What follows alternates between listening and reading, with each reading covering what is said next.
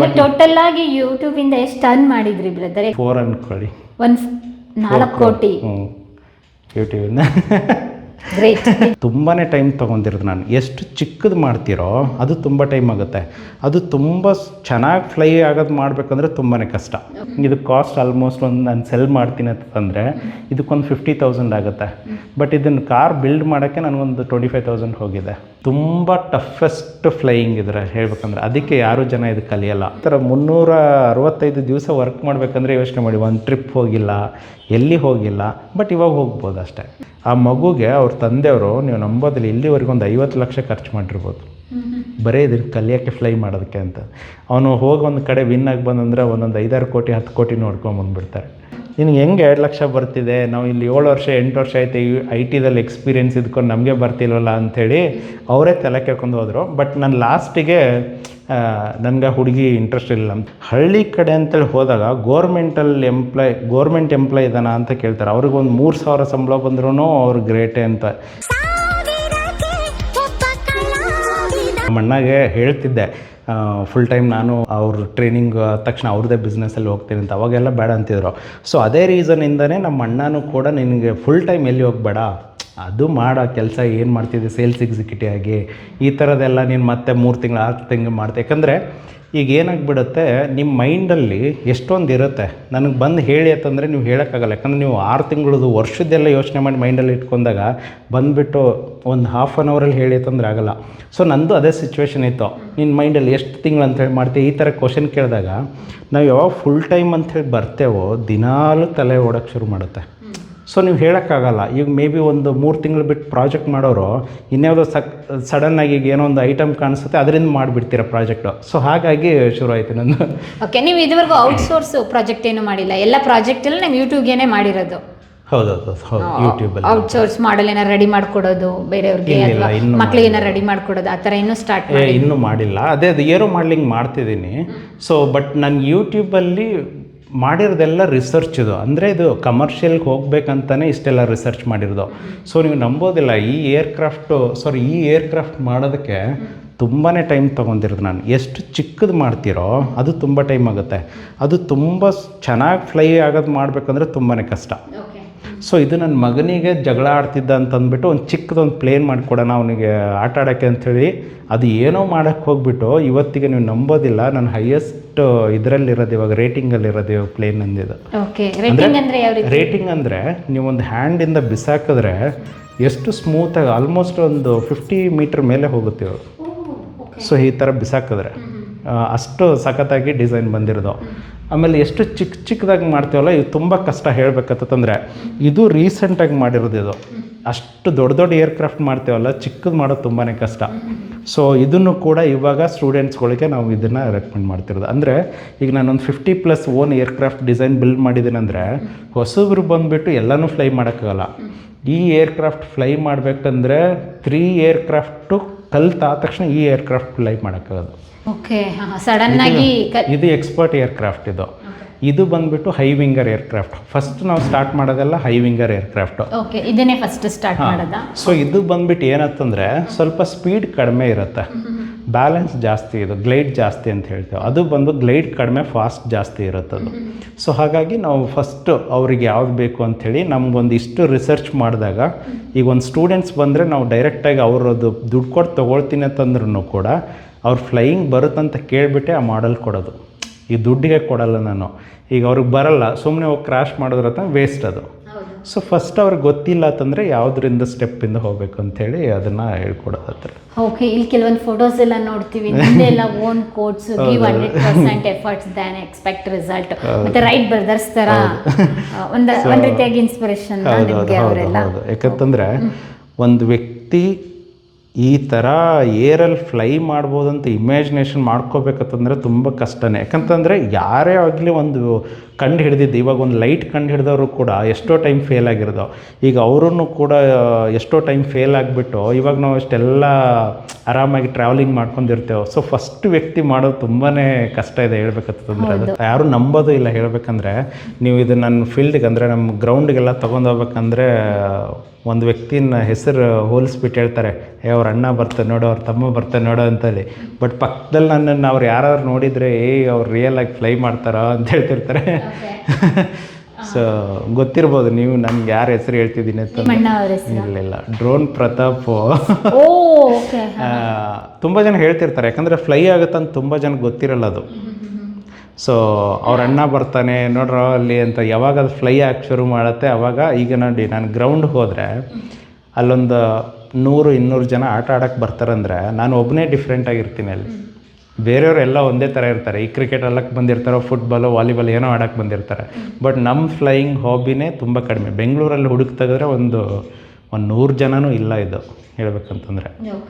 So ಇದನ್ನು ನಾನು start ಮಾಡಿರೋದು ಏನಕ್ಕಂತಂದರೆ, ಬೇರೆ ಕಂಟ್ರಿಯಲ್ಲಿ ಯಾಕೆ ಏರ್ಕ್ರಾಫ್ಟ್ ಅನ್ನೋದು ಮ್ಯಾನುಫ್ಯಾಕ್ಚರಿಂಗ್ ಜಾಸ್ತಿ ಆಗ್ತಿದೆ ಅಂತಂದರೆ ಅದೇ ಕಾರಣ. ಅಲ್ಲಿ ತುಂಬ ಜನ ಇದಕ್ಕೆ ಟೈಮ್ ಅಂತ ಸ್ಪೆಂಡ್ ಮಾಡ್ತಾರೆ. ಪ್ರತಿಯೊಬ್ಬರಿಗೂ ಒಂದೊಂದು ಕಂಟ್ರಿಯಲ್ಲಿ ತುಂಬ ಜನ ಯೂಸ್ ಮಾಡ್ತಾರೆ ಇದು.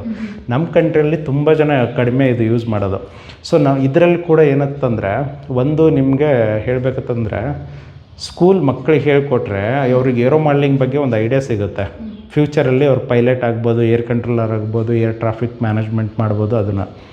ಸೆಕೆಂಡ್ ಬಂದುಬಿಟ್ಟು ಇದರಲ್ಲೇ ಒಂದು ಕಾಂಪಿಟೇಷನ್ ಇದೆ, ಅದು ತುಂಬ ಜನಕ್ಕೆ ಗೊತ್ತಿಲ್ಲ. ಫ್ಲೈಯಿಂಗಲ್ಲಿ ಕಾಂಪಿಟೇಷನ್ ಲಕ್ಷ ದುಡ್ಡು ಬರುತ್ತೆ ಇದರಲ್ಲಿ ಕಲ್ತ್ರೆ. ಇದು ಆದ ತಕ್ಷಣ ಒಂದು ಥರ್ಡ್ ಬಂದುಬಿಟ್ಟು ಫ್ಲೈಯಿಂಗ್ ವೆಹಿಕಲ್ ಬರ್ತಿದೆ ಅಂತ ಹೇಳ್ದಲ್ಲ, ಇದನ್ನು ಫ್ಲೈ ಮಾಡಿಬಿಟ್ರೆ ಅದನ್ನು ಅವ್ರು ದುಡ್ಡು ಕೊಟ್ಬಿಟ್ಟು ಫ್ಲೈ ಮಾಡೋದೇ ಬೇಕಾಗಿಲ್ಲ. ಈಗ ನನಗೊಂದು 2 ಸೀಟರ್ ಏರ್ಕ್ರಾಫ್ಟ್ ಕೊಟ್ಬಿಟ್ರೆ ನಾನು ಫ್ಲೈ ಮಾಡಿಬಿಡ್ತೀನಿ ಇವಾಗ. ಅಷ್ಟೊಂದು ಸ್ಕಿಲ್ ಬಂದಿರುತ್ತೆ ಇವಾಗ. ಸೊ ಸ್ಟಾರ್ಟಿಂಗಲ್ಲಿ ಟೇಕ್ ಆಫ್ ಲ್ಯಾಂಡಿಂಗ್ ಒಂದು ಸ್ವಲ್ಪ ಸಪೋರ್ಟ್ ಬೇಕಾಗ್ಬೋದು ಪೈಲಟಿಂದ.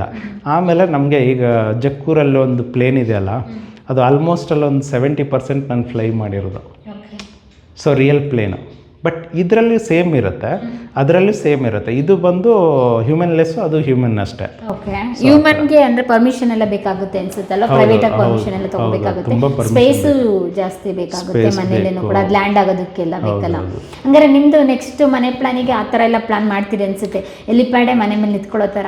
ಹೌದು, ಅದು ಆ್ಯಕ್ಚುಲಿ ಮಾಡಬೇಕು. ಯಾಕಂದರೆ ಫ್ಯೂಚರ್ ಇರೋದು ಹೆಂಗೆ ಅಲ್ವಾ ಇವಾಗ. ಈಗ ಎಲ್ಲರದು ಈಗ ಒಂದು 5 ವರ್ಷ ಆದರೆ ನಮ್ಮದು ಒಬ್ಬರದೇ ಅಲ್ಲ, ಪ್ರತಿಯೊಂದು ದುಡ್ಡಿರೋ ವ್ಯಕ್ತಿ ಅವ್ರ ಮನೆ ಮೇಲೆ ಅದನ್ನು 100% ಮಾಡ್ಕೊಳ್ತಾರೆ. ಒಂದು 10 ವರ್ಷನಾದರೂ ನಮ್ಮ ಇಂಡಿಯಾ ಟೈಮ್ ಹೋಗ್ಬೋದೇನೋ, ಅದ್ರ ಒಳಗಡೆ ಬರ್ಬೋದು ಅದು. ಬಟ್ ಆಲ್ರೆಡಿ ಬೇರೆ ಕಂಟ್ರಿಲೆಲ್ಲ ಟೆಸ್ಟ್ ಫ್ಲೈಟ್ ಎಲ್ಲ ಮುಗಿದೋಗ್ಬಿಟ್ಟಿದೆ ಇವಾಗ. ಓಕೆ, ನೀವು ಇವಾಗ ಏರ್ಕ್ರಾಫ್ಟು ಈ ಥರ ವೆಹಿಕಲ್ ಏನಾದರೂ ಮಾಡಿ ನಿಮಗೇನಾದರೂ ಅಚಾನಕ್ಕಾಗಿ ಅದು ಫೇಲ್ಯೂರ್ ಆಗಿದ್ದು ಓಕೆ, ಹರ್ಟ್ ಆಗಿದ್ದು ಅಥವಾ ಏಟ್ ಆಗಿದ್ದು, ಪೆಟ್ಟಾಕಿದ್ದು ಏನಾದರೂ ಇದೆಯಾ? ಇದೆ, ಅಂದರೆ ತುಂಬ ರೇರು. ಇವಾಗ ಏನೋ ಒಂದು ಕಟ್ರ್ ಯೂಸ್ ಮಾಡಿ ಕಟ್ ಮಾಡ್ತಿರ್ತೇವೆ ಯೂಸಲಿ, ಅದು ಏನೋ ಬೈ ಮಿಸ್ಟೇಕ್ ಈಗ ಏನೋ ಯೋಚನೆ ಮಾಡ್ಕೊಂಡು ವರ್ಕ್ ಮಾಡ್ತಿರ್ತೇವೆ, ಆ ಥರ ಆಗುತ್ತೆ. ಬಟ್ ತುಂಬ ರೇರು. ಫ್ಲೈ ಮಾಡಬೇಕಾದ್ರೆ ಯಾರಿಗೂ ಏನು ಆ ಥರದ್ದು ಯಾವುದೂ ಇಲ್ಲ. ಸೊ ಅಂದರೆ ನಾವು ಮರಕ್ಕೆ ಏನಾರು ಸಿಗಾಕೊಂಡು, ಸಾರಿ ಆ ಥರ ಇವಾಗ ಡ್ರೋನ್ ಎಲ್ಲ ನಾವು ಹಾರಿಸ್ತಾ ಇರ್ತೀವಿ ಫ್ಲೈ ಮಾಡ್ಬೇಕಾದ್ರೆ, ಮರಕ್ಕೆ ಸಿಗಾಕೊಂಡೆ ಅಲ್ಲೇ ಉಡಿಸು. ಇಲ್ಲ, ಅದು ಸ್ಟಾರ್ಟಿಂಗಲ್ಲಿ ಆಗಿದೆ.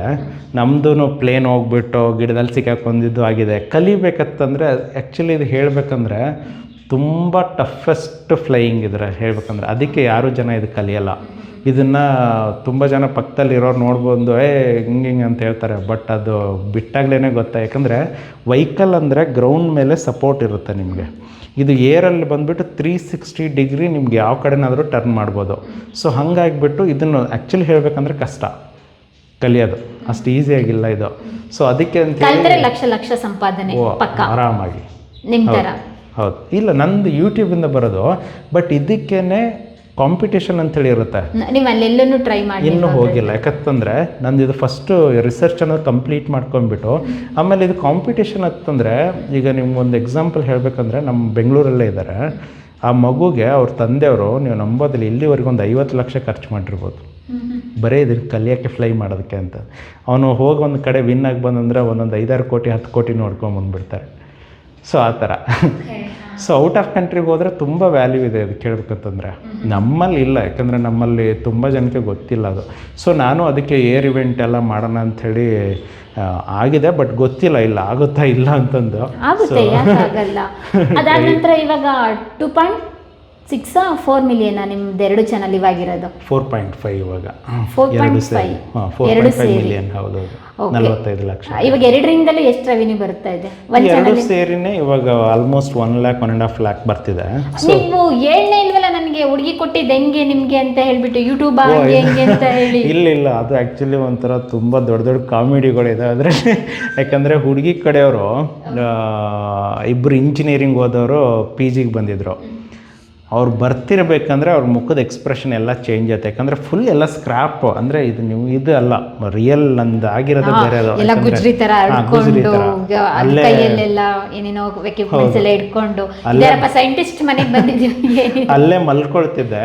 ಆ್ಯಕ್ಚುಲಿ ಒಳಗಡೆ ತುಂಬ ಜಾಗ ಇಲ್ಲ ಅಂಥೇಳಿ ನಾನು ಬಾಲ್ಕನಿ ಅಂದರೆ ಹೊರಗಡೆನೇ ಮಲ್ಕೊಳಕ್ಕೆ ಶುರು ಮಾಡಿಬಿಟ್ಟಿದ್ದೆ. ಅದು ಅಂದರೆ ಅದು ನಮ್ಮದೆಲ್ಲ ಅವ್ರು ಬಂದೆಲ್ಲ ಇದು ಏನಪ್ಪ ಒಂದು ಹಂಗೆ ಮೈಂಡಲ್ಲಿ ಅಂದ್ಕೊಂಡು, ನೀವು ನಂಬೋದಿಲ್ಲ, ಲ್ಯಾಪ್ಟಾಪ್ ನನ್ನ ಡ್ಯಾಶ್ ಬೋರ್ಡ್ ಓಪನ್ ಮಾಡಿಬಿಟ್ಟು ಅವರಿಗೆ ಕನ್ಫ್ಯೂಷನ್. ನಾವು ಅವ್ರಿಗೆ ಹೇಳಿದ್ದು 50,000 ಬರುತ್ತೆ ಅಂತಂದ್ಬಿಟ್ಟು ಅವರೆಲ್ಲ ಬಂದು ನೋಡಿದ್ರೆ 2 ಲಕ್ಷ ಮೇಲೆ. ನಿನಗೆ ಹೆಂಗೆ 2 ಲಕ್ಷ ಅವ್ರು ಚೆಕ್ ಮಾಡಿದ್ರು ಅವರು, ನಿನಗೆ ಹೆಂಗೆ 2 ಲಕ್ಷ ಬರ್ತಿದೆ, ನಾವು ಇಲ್ಲಿ 7 ವರ್ಷ 8 ವರ್ಷ ಆಯ್ತು ಐ ಟಿದಲ್ಲಿ ಎಕ್ಸ್ಪೀರಿಯೆನ್ಸ್ ಇದ್ಕೊಂಡು ನಮಗೆ ಬರ್ತಿಲ್ವಲ್ಲ ಅಂಥೇಳಿ ಅವರೇ ತಲೆ ಕೇಳ್ಕೊಂಡು ಹೋದರು. ಬಟ್ ನಾನು ಲಾಸ್ಟಿಗೆ ನನಗೆ ಹುಡುಗಿ ಇಂಟ್ರೆಸ್ಟ್ ಇಲ್ಲ, ನಮ್ಮ ತಂದೆ ಏನೋ ಹೇಳಿದರು ಅಂಥೇಳಿ ಸುಮ್ಮನೆ ಇದಾಗಿದೆ.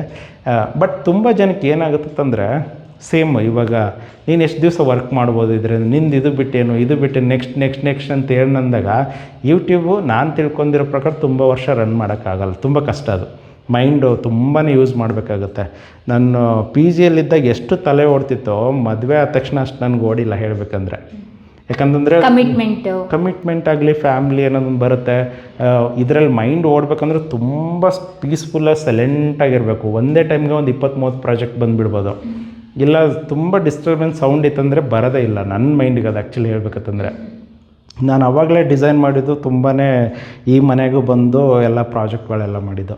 ಸೊ ಬೇರೆ ವ್ಯಕ್ತಿಗೆ ಏನಾಗುತ್ತೆ, ಇವತ್ತು ಇವ್ನು ಮಾಡ್ತಿದ್ದಾನೆ ಇಷ್ಟು ಬರ್ತಿದೆ, ಇನ್ನೊಂದು 2 ವರ್ಷ ಬಿಟ್ಟರೆ ನೆಕ್ಸ್ಟ್ ಏನು, 5 ವರ್ಷ ಬಿಟ್ಟರೆ ಏನು ಅಂತ ಈ ಥರ ಎಲ್ಲ ಕ್ವಶನ್ ಕೇಳಿದಾಗ, ಆ್ಯಕ್ಚುಲಿ ನಾನು ಚಿಕ್ಕ ವಯಸ್ಸಲ್ಲಿದ್ದಾಗಲೇ ಪೊಲಿಟಿಷಿಯನ್ ಬಗ್ಗೆ ತುಂಬ ಇಂಟ್ರೆಸ್ಟ್ ನನಗೆ.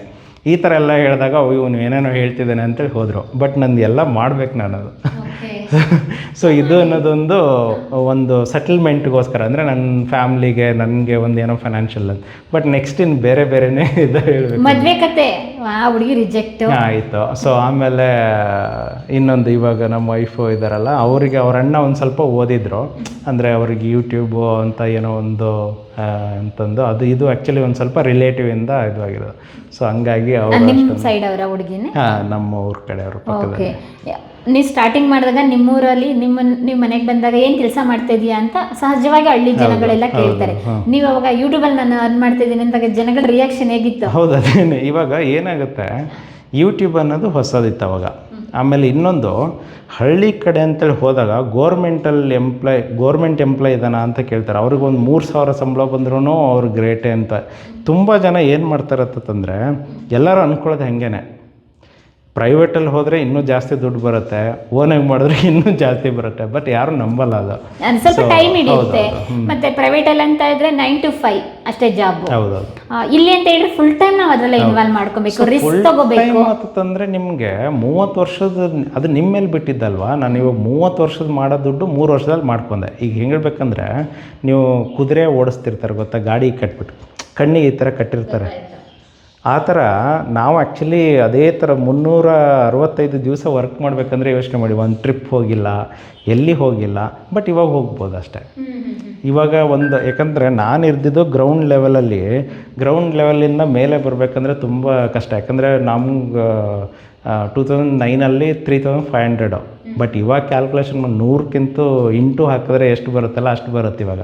ಅಂದ್ರೆ ಟೋಟಲ್ ಆಗಿ ಯೂಟ್ಯೂಬ್ ಇಂದ ಎಷ್ಟು ಅರ್ನ್ ಮಾಡಿದ್ರಿ ಬ್ರದರ್? ಯಾಕಂದ್ರೆ ಮುಂದೆ ಬರೋಂಥವ್ರಿಗೆ ನಿಮ್ಮ ಮಾತನ್ನ ಇನ್ಸ್ಪಿರೇಷನ್ ಆಗುತ್ತೆ. 4 ಅನ್ಕೊಳ್ಳಿ, 4 ಕೋಟಿ ಯೂಟ್ಯೂಬ್ ಇಂದ. ಗ್ರೇಟ್, ನಿಜವಾಗ್ಲೂ ಗ್ರೇಟ್. 4 ಕೋಟಿ 40 ಕೋಟಿ ಆಗ್ಲಿ, ನಿಜವಾಗ್ಲೂ ನಮಗೆ ಖುಷಿ ಆಗುತ್ತೆ. ನಮ್ಮ ಕನ್ನಡದವರು, ಅದರಲ್ಲೂ ಕೂಡ ಉತ್ತರ ಕರ್ನಾಟಕದ ಬಿಜಾಪುರದ ಇಂಡಿಯಲ್ಲಿರುವಂತ ಒಂದು ಗ್ರಾಮದಿಂದ ಬಂದಂತ ಒಂದು ಹುಡುಗ ಇವತ್ತು ಬೆಂಗಳೂರಲ್ಲಿ SSLC ಫೇಲು, ಡಿಪ್ಲೊಮಾ ಫೇಲು, ಎಲ್ಲ ಫೇಲ್ ಮಾಡಿಕೊಂಡು ಇವಾಗ ಏನು ಗೊತ್ತಿಲ್ದಿರ ಅಂತದನ್ನ ನೀವೇ ಕಲ್ತ್ಕೊಂಡು ಏನೇನೋ ಮಾಡಿ ಇವಾಗ 4 ಕೋಟಿ ಹೌದು ಸಂಪಾದನೆ ಮಾಡಿದಿರ ಒಂದು 10 ವರ್ಷದಲ್ಲಿ ಅಂತ ಹೇಳಿದಾಗ. ಒಂದು 10 ವರ್ಷ ಅಂತಲ್ಲ, ಒಂದು 8 years ಅನ್ಕೊಳ್ಳಿ. ಯಾಕಂದ್ರೆ ನಮ್ಗೊಂದು 2 years ಅರ್ಥ ಮಾಡ್ಕೊಳಕ್ಕೆ ಹೋಗ್ಬಿಟ್ಟಿದೆ ಅನ್ಕೊಳ್ಳಿ ಟೈಮ್.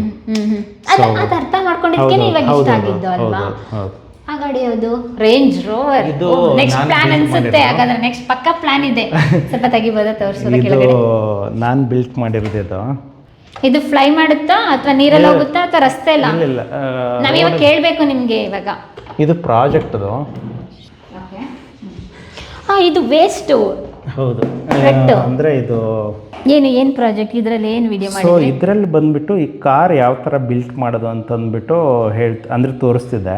ನಂದು ಯಾಕೆ ಇಷ್ಟು ರೀಸೆಂಟಾಗಿ ವ್ಯೂಸು ಸ್ಲೋ ಡೌನ್ ಆಗಿರೋದಂತಂದರೆ, ಈ ಥರ ಬಿಲ್ಡ್ ಮಾಡೋಕ್ಕೆ ಆಪ್ಷನ್ ಇರೋದು ತುಂಬ ಕಡಿಮೆ ಜನಕ್ಕೆ. ಮಕ್ಕಳೆಲ್ಲ ಇದು ಆಗಲ್ಲ. ಸೊ ನಾವು ಚಿಕ್ಕದು ಎಷ್ಟು ಪ್ರಾಜೆಕ್ಟ್ ಮಾಡಿದ್ದೆವೋ ಅವು ತುಂಬ ಮಿಲಿಯನ್ಸ್ ಆಫ್ ವ್ಯೂಸ್ ಬರ್ತಿತ್ತು. ಇದು ನೋಡೋರು ಕಡಿಮೆ, ಇದನ್ನು ಬಿಲ್ಡ್ ಮಾಡೋರು ಕಡಿಮೆ. ಬಟ್ ಇದು ಬಂದುಬಿಟ್ಟು ಎಲ್ಲ ಪ್ರೊಫೆಷ್ನಲ್ ಆಗಿ ಬರುತ್ತೆ. ಇದು ಕಾಸ್ಟ್ ಆಲ್ಮೋಸ್ಟ್ ನಾನು ಸೆಲ್ ಮಾಡ್ತೀನಿ ಅಂತಂದರೆ ಇದಕ್ಕೊಂದು 50,000 ಆಗುತ್ತೆ. ಬಟ್ ಇದನ್ನು ಕಾರ್ ಬಿಲ್ಡ್ ಮಾಡೋಕ್ಕೆ ನನಗೊಂದು 25,000 ಹೋಗಿದೆ. ಸೊ 25,000 ಯಾರಿಗೆ ಹಾಕಿ ಮಾಡೋದು ತುಂಬ ರೇರ್ ಜನ. ಬಟ್ ಅದನ್ನೇ ಒಂದು 100-200 ರೂಪಾಯಿ ಮಾಡಬೇಕಾಗಿದ್ದು ತುಂಬ ಜನ ಮಾಡ್ತಾರೆ ಹೇಳ್ಬೇಕಂತಂದರೆ. ಸೊ ಇದು ಬಂದುಬಿಟ್ಟು EDF ಅಲ್ಲಿ ರನ್ ಆಗೋದಿದು. ಇಲ್ಲಿ ನಿಮ್ಗೊಂದು ವಿಡಿಯೋ ತೋರಿಸ್ತೀನಿ. ಪ್ರಿಯ ವೀಕ್ಷಕರೇ, ನಾವು ತೋರಿಸುತ್ತಿರುವ ಇತಿಹಾಸದ ಕಥೆಗಳು ಕನ್ನಡದ ಕಲೆ, ಸಾಹಿತ್ಯ, ಸಂಸ್ಕೃತಿ, ಜನಜೀವನ, ಇತಿಹಾಸ ಸೃಷ್ಟಿಸಿದ ಜನಸಾಮಾನ್ಯರ ಅಸಾಮಾನ್ಯ ಕಥೆಗಳು ನಿಮಗೆ ಇಷ್ಟ ಆಗಿದ್ಯಾ? ಹಾಗಿದ್ರೆ ವಿಡಿಯೋ ನೋಡಿ ಸುಮ್ಮನಾಗ್ಬೇಡಿ, ಶೇರ್ ಮಾಡಿ, ಸಪೋರ್ಟ್ ಮಾಡಿ, ನಮ್ಮೊಂದಿಗೆ ಜೊತೆಯಾಗಿ. ಇದು ನೀವೇ ಬೆಳೆಸಿದ ನಿಮ್ಮ ನೆಚ್ಚಿನ ಡಿಜಿಟಲ್ ಮಾಧ್ಯಮ. ಇನ್ಮುಂದೆ ನಿಮಗಾಗಿ ಇನ್ನಷ್ಟು ವಿನೂತನ ಶೈಲಿಯಲ್ಲಿ ಬರಲಿದೆ. ನೈತಿಕ ಬೆಂಬಲದ ಜೊತೆಗೆ ಆರ್ಥಿಕ ಬೆಂಬಲ ನೀಡಿ. ನಿಮ್ಮ ಬೆಂಬಲವೇ ನಮಗೆ ಪ್ರೇರಣೆ, ಸ್ಫೂರ್ತಿ ಕೂಡ.